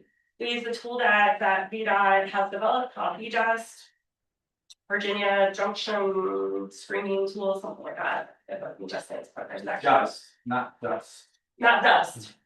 Just it's just a screening tool. So we use the screening tool, and basically this just uses a calculation of volume over capacity, and it says this type of design can handle this much traffic.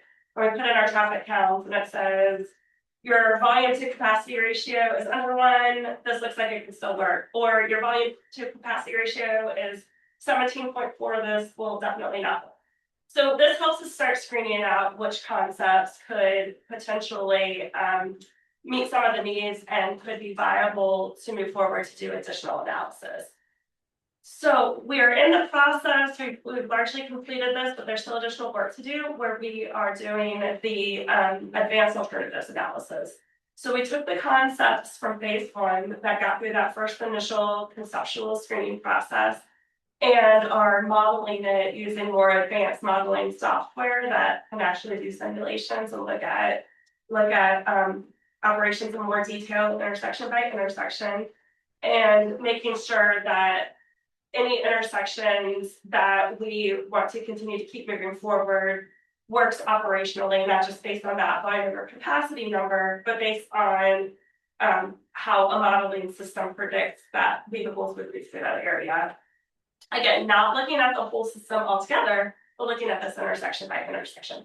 So we've been using Synchro to do that, and this is the phase where we are finalizing and finishing up that advanced alternatives analysis, verifying that concepts will work.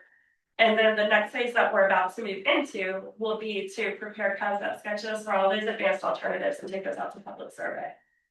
Once we have the public survey, we'll be able to compare safety improvements to bicycle and pedestrian connections, operational improvements, and the public feedback. We'll be able to put all of that together, put all that information presented out to the study work group and to different stakeholders, and then start working to select preferred alternatives.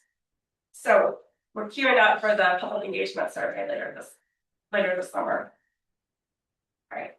So just as a reminder, the corridor study we're looking at goes from Woodbrook to Hydraulic Road. This graphic just shows where we have collected data at all the study intersections within the corridor.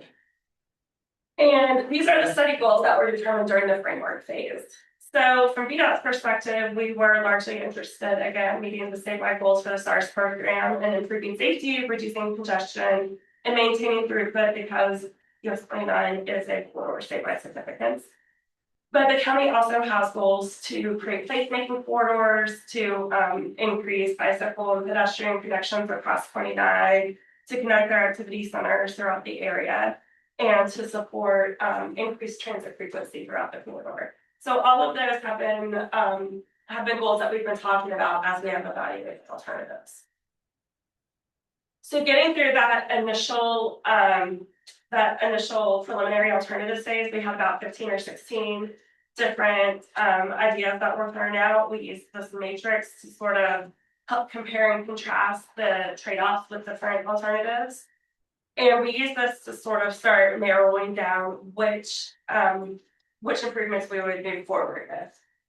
A lot of the improvements we're looking at were initially included using Hillsdale Drive as a parallel route. And the feedback we got through the stakeholder engagement is that probably we want to make sure that we're not overloading the capacity on Hillsdale and trying to make sure that any of the improvements that we move forward with are largely focused on keeping the traffic on US 29. And so as we went through this process, as we did the advanced screening, and as we got additional feedback through this study working group members, we narrowed this down to approximately by half to about 8 advanced alternatives that we are preparing to move forward for public survey. So a lot of these are looking at innovative intersection types of considerations or other ways to eliminate some of the traffic movements on US 29. And we're focusing on the intersections that you see here, with the exception of the Woodbrook Drive northbound improvements. And the goal for those Woodbrook Drive northbound improvements would be to try to minimize and eliminate the weaving that's occurring as vehicles are positioning, both before they get to the Rio Road underpass and after they get to the Rio Road overpass, through that, depending on where they're trying to go. There are vehicles that maybe are using the left two lanes, but really they're going to make a right turn as soon as they get through the overpass.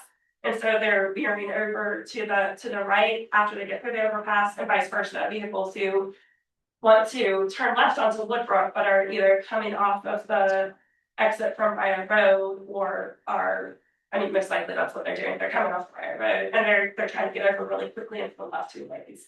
So we're looking at potentially some barriers that could be considered to help eliminate the movements. But most of these other improvements are really looking at things like R cuts or through cuts or other ways to relocate or eliminate some of the left turns at some of these intersections, which will give more priority to the main line at US 29 because it's reducing the number of turning movements that are occurring at those intersections. And then the other thing that we have been able to do for several of these intersections is create some much better ways for pedestrians to safely cross 29, reducing the number of lanes that they actually have to cross, reducing conflicts with some of the left turning movement vehicles, especially at the archives. And so we're able to identify and accomplish both the county's goals to increase connections for those multimodal connections across the corridor, as well as improve safety and operation at the intersections themselves. Due to time, I wasn't planning to go through all of the improvements one by one. They have been included in the packets for reference. So if there are any questions, we can look at them. But the other thing I want to mention is that at the end of the list of these improvements that are listed here, there are also some of these short-term or long-term improvements that we talked about. So things like signage improvements or delineator poles that could be put up to help with certain movements, things like that, that could be implemented on outside of like an actual like funding application process. But are there any questions on the corridor portion? Okay, one, on this slide, the Hillsdale Drive shared use path is a few projects that hits high benefit in multiple categories. It's not in the advanced alternatives. I'm wondering why that is. Yeah, it's really because what happened is that we started off thinking about improvements that would utilize Hillsdale as a parallel route to 29 and divert some of the traffic. But in our conversations, the improvements all moved towards doing improvements directly on 29. So as we moved away from Hillsdale, we didn't continue to plan for that Hillsdale shared use path. Okay, and so when you say it would use as an alternative, it would be like for vehicle traffic. Like one idea was to divert more traffic off 29 to Hillsdale. So you're not doing that, you're gonna keep it on 29. And so does that mean that the benefits are reduced of the shared use path now that the traffic is staying on 29? Are the benefits reduced of the shared use path? I don't think so. I just don't think that there was as much of a nexus between the improvements that we were moving forward with for the advanced alternatives to the shared use path. That's not to say we couldn't pick it up. We can include it as maybe like a longer term recommendation in the study to be able to support it. We're just not going to necessarily plan to do it like a conceptual design. Go ahead. Yeah, so I'm just looking at the strong heat map for that area, seeing where the existing pedestrian and cycling traffic actually is. And we looked at the bottlenecks of, analyze the existing traffic that is in those areas and look at the bottlenecks of where people can't connect between one high pedestrian traffic area and another high pedestrian traffic area. We've done a lot of analysis. So we've looked at the existing pedestrian crossings, we looked at the existing network, we looked at the existing land use. But again, I mean, I think we understand the need to connect the bicycle and pedestrian facilities, and we want to work to do that. But we also can't focus on that to the exclusion of, the overall safety and operational concerns on US 29. So we're trying to do both of those together. I mean, I think that the big thing, I mean, just to state the obvious, and like the 29 corridor itself, I mean, 29 is just atrocious. I mean, like, you look at maps of where people are, walking or cycling or biking, I mean, there's the dead zone. That's what, no one wants to cross that thing, except for the new pedestrian bridge, which is good. So, I mean, I think, you have to have sort of parallel, I mean, I agree with Seth on, parallel networks. I mean, I think that's the only way you can get pedestrian connectivity to those areas. I don't think anything that we're saying right here, though, precludes that. It's just saying that emphasis that the study moved away from Hillsdale to doing improvements on 29. So I think what I'm hearing from now is there's at least a desire to include that as maybe a future recommendation. Building on that, smart scale requires applications to, there's preference given in some shape or form to projects that are identified as the preferred alternative. Is there any, it sounds like what we're saying is this shared use path on Hillsdale Drive, it has benefits. It may not have a clear nexus to the purpose of the study, but if it is a project that the county wants to seek funding for in another form, maybe transportation alternatives or revenue share or some other, is there a benefit to elevating that as a recommendation to give it a little extra emphasis in a future funding opportunity? If the rules of smart scale stay the same, so that's the caveat. I don't really think it matters if it's a preferred alternative or like a future improvement. We would just want to make sure that it is that it's consistent and like the recommendations. I think more importantly, it would be more important that it's reflected in like the county identified priorities, like in your multimodal study, that kind of thing. But I think at a minimum we can just continue to say that there's interest in that, and that would be where there would be a preferred pedestrian and bicycle corridor to support movements along like north-south in the vicinity of 29. I guess it's been a little tricky staying with this study. It's very complex. I remember at the last meeting, I think Michael brought up not seeing the shared use path on Hillsdale, and I guess I didn't realize that it wasn't as of right now maybe part of the future planning, but it sounds like maybe we can like add it into some sort of additional recommendations for the future. Just taking a step back, we have US 29, we have sidewalks, and we're really focused, it seems like, on improving the actual crossings for pedestrians. But one thing I've noticed is there hasn't been a whole lot of talk about how like bicyclists cross 29. We have a Hillsdale shared use path. It would be nice to extend that.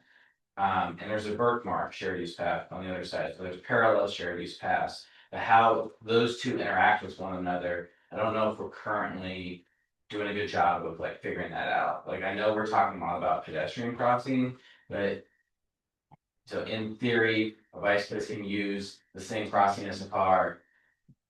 Pretty treacherous. So I will try to do a better job of bringing that up during our meetings, but it can be tricky. I'm saying this as someone who's in all these meetings, but it's hard to stay with it.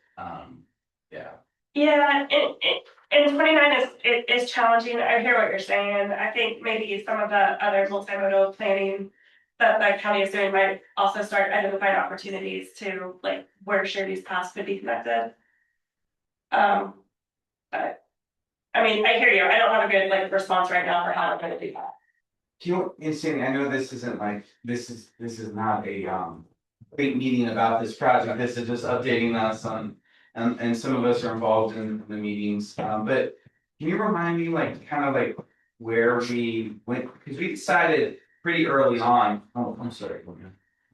we set it pretty early on to not look at the gravel road crust, like improving the gravel road crust for bike ped, right? Like, and we really focused on some of the ones at Branson, Secret Briar. Well, I think Briar Road just wasn't a high priority because it's already grade separated. So we weren't really looking at improvements on there, but you have a thought, you're continuing your thought. Well, it's just that at the time, when we were early in the planning process. When we were talking with the county, we had a meeting, we talked about extending that Hillsdale shared use path up to Gravel Road.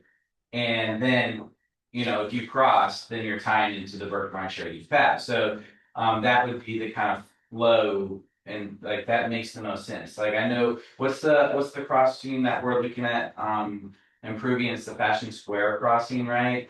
And so, like, you know, if there was good signage and wayfinding, then we can maybe like target people through Fashion Square Mall to that crossing. And maybe that's the answer, but I'm not trying to really get into the nuts and bolts right now. I'm just, I guess like I said, for me, it's just been really hard. Going back to your capacity, it's my capacity, keeping track of all this stuff. And at the last meeting, I was really just trying to get updated on where we were currently with everything, as opposed to having like much advice or you know, input on the project. So.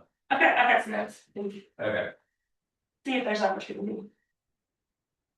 Just a general, and I'm sorry, this is probably outside the scope of this study, but like, so it's like the study, you're looking to increase traffic flow on 29, respond to the development and growth and drive-ins happen.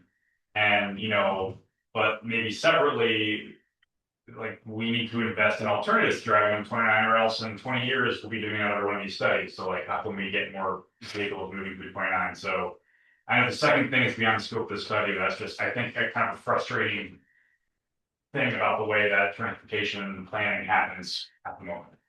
Yeah, and I will say, in case this was kind of lost, you know, knowing that not everybody was here at the very initiation of this, we did include a pretty extensive transit propensity analysis for higher frequency transit along the corridor. And as Jessica alluded to, the sort of determination is that the corridor is not ready right now. And so it identified like opportunities to get it ready. But we also are aware that there is regional interest in transit being like a way to try to maintain the throughput on 29, whether that's on 29 or through like a parallel, you know, transfer route. So could you talk a little bit more about, so where Woodbrook is crossing 29, or, you know, suggestions for improving the crossing there? Because I mean, you have this large residential area on one side, and then you have this large commercial area on the other side. And it just seems it's pretty obvious that the people that live on one side would very much like to get to the commercial side on the other. And so I mean, there's already a crossing there. They already put in a crosswalk at Woodbrook, and there just weren't a lot of opportunities to improve the intersection itself. So I'm not sure, like, other than, you know, continued maintenance of the existing crosswalk, I'm not sure that there's an opportunity there right now. yeah, I guess just like a number, I mean, because you can't really do anything with the number of lanes, but you know, like, just wondering if there's things you'll discuss about making that safer. The thing, we looked at a couple of things that we could do at the intersection in the very, very like early phases. I don't know if that was on this list or not. In like a bow tie, for example, at Woodbrook. And there are just some challenges because there's a school there, which limits the ability to restrict some of the movements. You don't typically want to put a bow tie where there is like a residential area, so there's a neighborhood back there, so you wouldn't want to direct a lot of the 29 turning movements into the neighborhood. And so there just weren't a lot of opportunities that we thought would be viable to move forward with to actually improve the intersection itself there.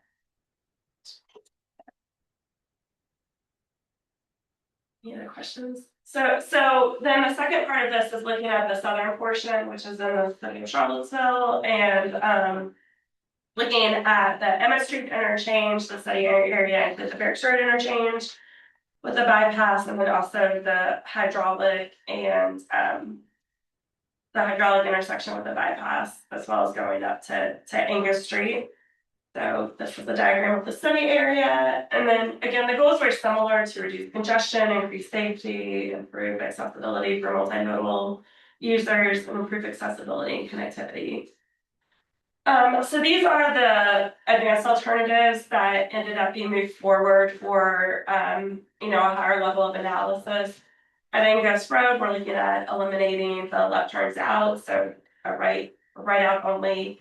The improvements that we're looking at the US 250 interchange with Emmett Street included eliminating or relocating some of the low volume movement on some of those ramps.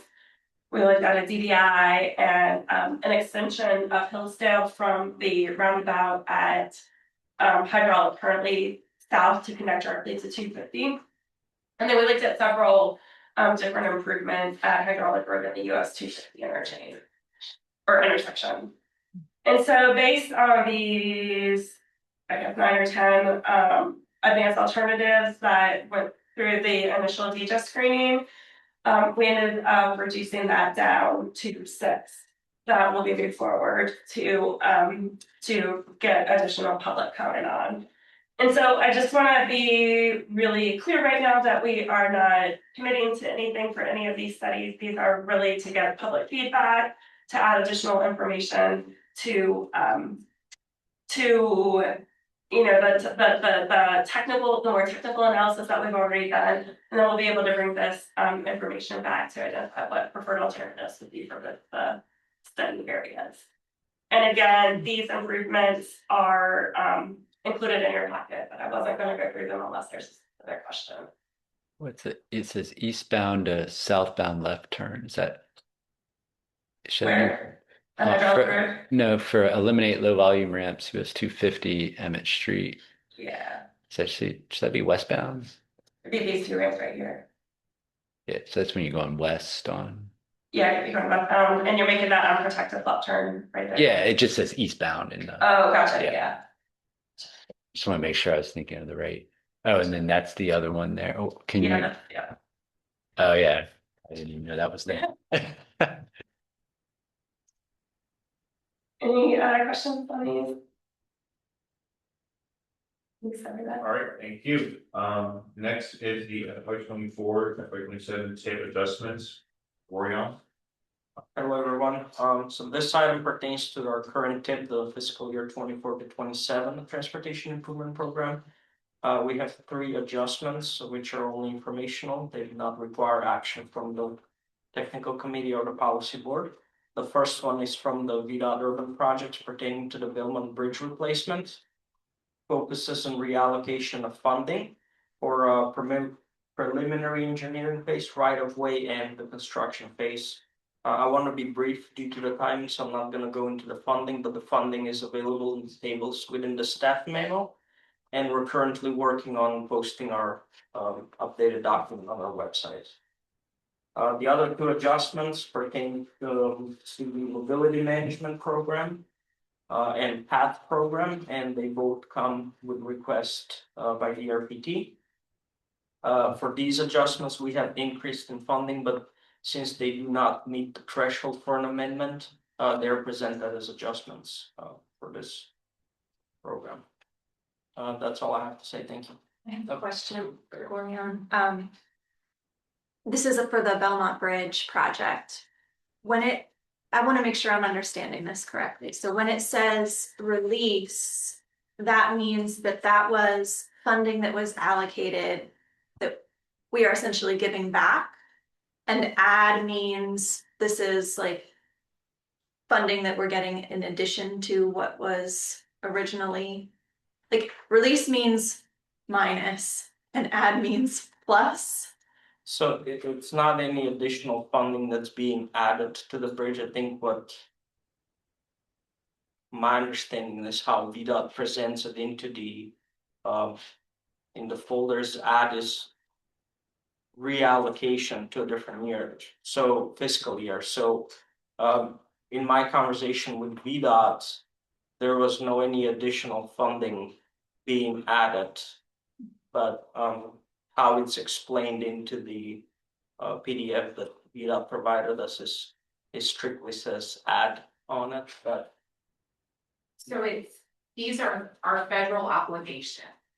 So VDOT has overall, the whole Commonwealth, certain levels of all of our different federal funding types.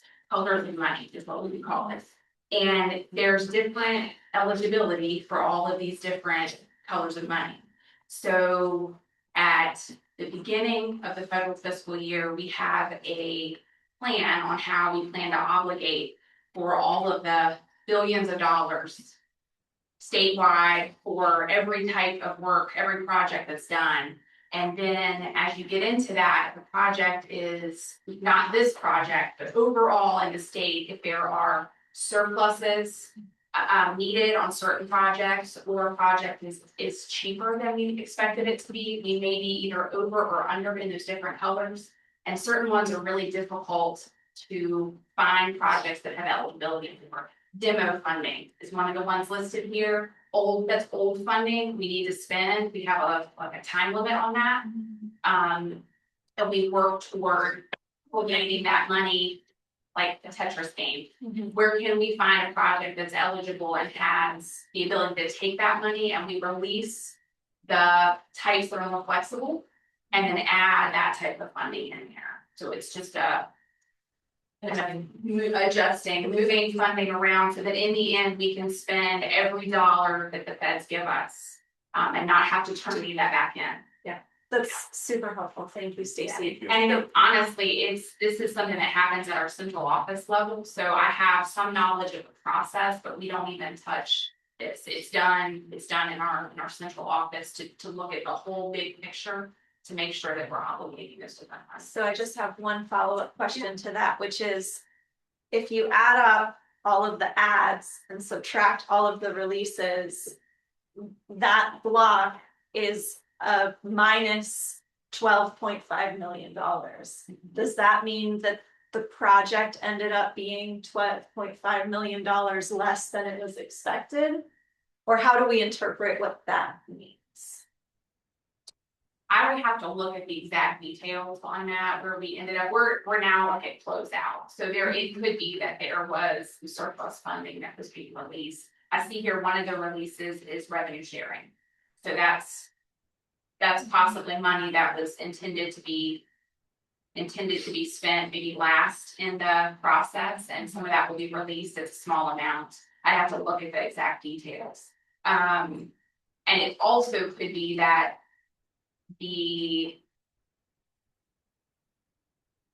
you're only seeing here federal fiscal years 24 through 27. So some of that may have been funding that was in previous years. This is gone. We had funding back to the aughts, I think, on this project. So we have to look at the exact details. And for most of the projects in the TIP, it also only shows the federal funds. So we're kind of only seeing a snapshot of the picture. We're not seeing like the full, all the puzzle pieces for each project. Yes, there is a portion. This one had numerous fund types, not just the federal colors of money, but numerous fund types in state, and then also local money. Yeah, I had a similar question to VDOT, because when I saw ad, I was like, whoa, how is this adjustment? But it's ad as an adjustment, not as a funding. Thank you. Thank you. Any other questions? Awesome. Some staff updates first to the event before we on. So I will be brief. I know we're getting a little close on time, but a few things I wanted to highlight from the staff report. We have a special meeting of the Regional Transit Authority scheduled for Friday that I wanted to highlight in case anyone was interested in joining. The board will be welcoming the new DRPT director, Maria Zimmerman, and they'll receive some presentations from TJPDC staff, a statewide transit funding overview from DRPT, and also we're welcoming the Central Virginia Transportation Authority Executive Director, Chet Parsons. He'll be giving an overview of CVTA at that meeting as well.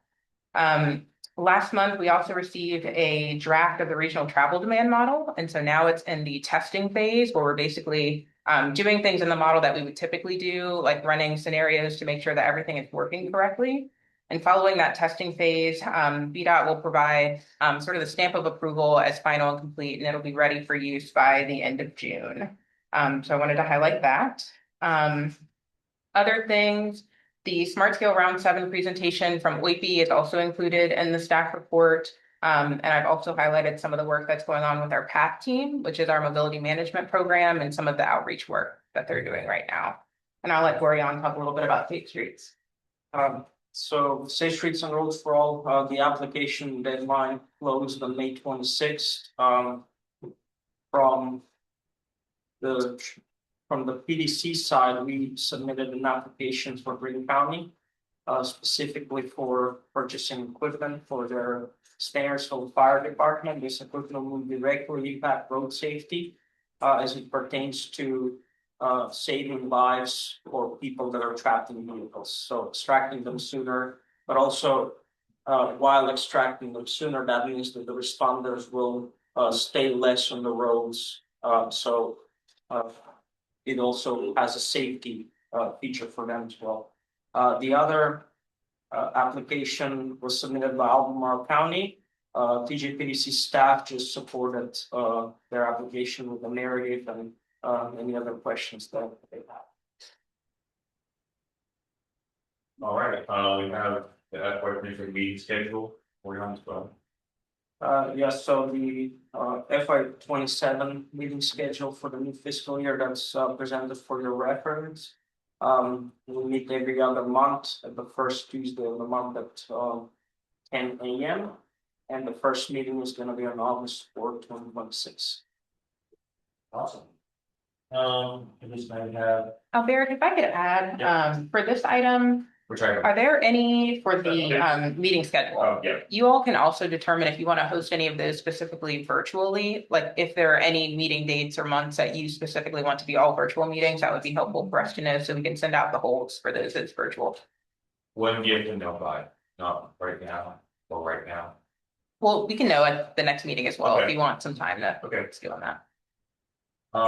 Lastly is the roundtable updates, the order of that, should we just go in the order that we go, and start for Albemarle and some of that stuff, we've just adopted the secondary 6-year plan, which includes paving for some of the rural roads in the county that were requested and voted by residents.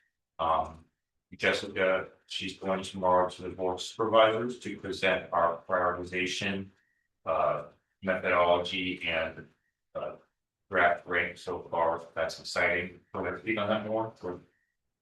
I think you covered it tomorrow's presentation. Tomorrow's To presentation. the results, and we'll be asking the board to approve those rankings and use them for the next in the near term while we develop the multimodal transportation plan. Yep. Sonia, anything else on to add?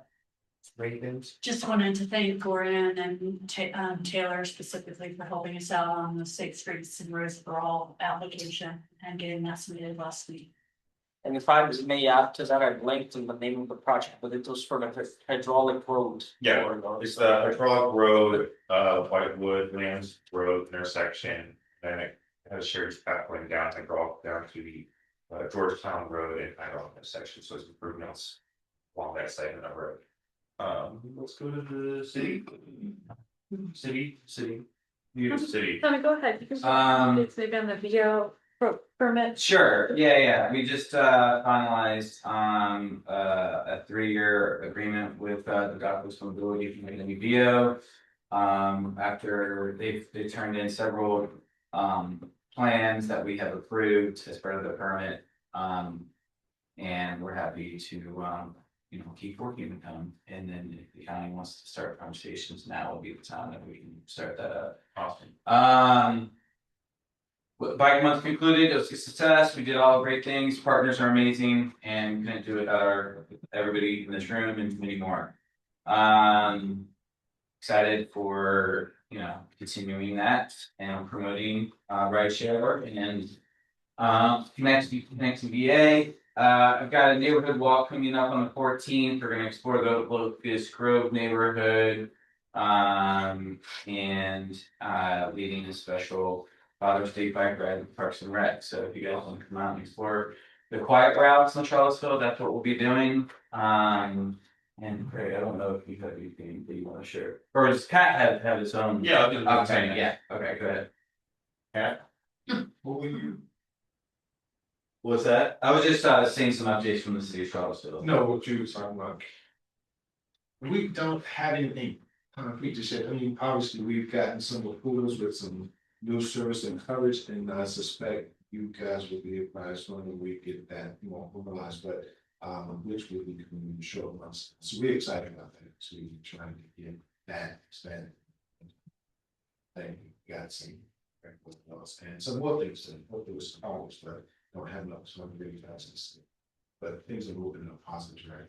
Exciting. Is there anything you want to add to that? Barry, I think we just got confirmation that we should be having battery electric buses to arriving on site some point in June or July. And then yes, more information coming about the frequency on Route 5 and 7, aiming for fall operationalize that. Also still working on fall timeline for the 2A, 2B bus stop operationalizing. We're between 30 and 60% design plans and working with a consultant to get engineering schematics and approval with VDOT, which had several meetings with our partners there, and are looking forward to figuring out what permits look like and seeing how we can replicate it for future projects. We're also still looking relevant to the hydraulic 250 project. We're still looking at designs for the NNA bus stop as well as part of that. Awesome. Let's go to Bill, UVA, and school just ended for you. Yeah, so Grounds is quiet. it's quiet. We're on the reduced bus schedule. So for academic side, the bus schedule for like the health system and employee remains the same. And we're now running a what we're calling the purple line. I think it's not. It started in March, I think, from the Fontaine Garage to the health system. Okay. You still have those little microbuses I saw last. Yeah, so those go into service more during this time of year. Okay. Reduced schedule because we just don't have the ridership to. They're kind of playing out. Yeah, they're kind of. I call it Aegis or something Like that. the normal, very Yeah. short bus. Yeah, Okay. yeah. Well, it's I haven't electric. seen this. They're electric. Electric bus. Yeah. And we have our full size electric buses in service now. I see those around. North Grounds Garage is under construction still. That's going to be probably opening in the fall at some point. I don't have an exact date. That'll have a good hub for parking and then getting on a bus or getting on a bike, and it'll have some like bike storage and bike fixing area, things like that. So it should be pretty cool. Yeah. Okay. Sarah, did you have the week? Okay. Do you want to give any updates, Christine, or anyone else? I was just gonna say, staff is paying attention to the House Surface Transportation Bill and the recommendations that they're making in there, including the Senate one. AMPO puts out a pretty good newsletter that does high level of some of the things that are relevant to this group related to MPO PL funding, competitive programs like Safe Streets and Roads for All, when reauthorized. So we're continuing to watch that. We can bring an update once that moves further down its process. Alrighty, and then go to Mitch. Do you have anything from DRPT to report on? Yeah, can you all hear me all right? Yeah. Great. So just really quickly, I know we're past time, but just some reminders. The next SIP 27 to 32 approval is scheduled to be voted on at the June 17th CTB meeting. I know there'll be several other presentations as well, so feel free to tune in for that, for all the riveting conversations there. We have some high-level initial results from our state rail plan survey that was sent out in April. At a high level, I also sent this to the MPO as well, so you can request a copy from them or myself if you want to get into more specifics. But the stakeholder surveys that were sent out in March, and our first round of work groups convened throughout the month of May, and we held our first virtual open house last night. So hopefully some of you had a chance to tune into that. Some key takeaways from the survey were that there is a strong preference amongst the public for expanding access to rail transportation, with a majority of those supporting in-state services versus out-of-state services. and most respondents were in favor of expanding rail travel between Virginia and DC, as opposed to other out-of-state connections. And nearly 60% support a balanced approach that includes both new routes and enhanced services on existing corridors. So more to come with that for sure. The May Director's Report to CTP can be found online as well for your review.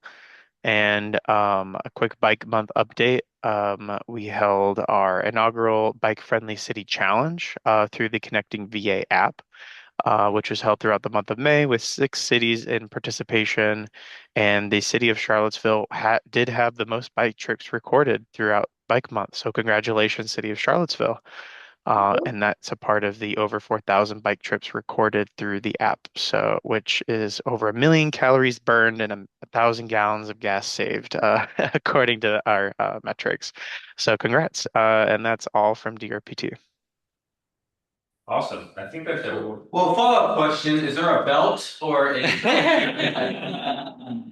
That's where this, You're making the wrong statute. I do have one more update about Smart Scale. So the pre-screening information has been released. I'm still going through some of the comments specifically related to like the changes in feedback. So I'll be in touch probably later this week with some like more targeted feedback from the district based on what the WIPI screening looked at. The other thing I want to mention though is that the pre-applications were moved over to full applications.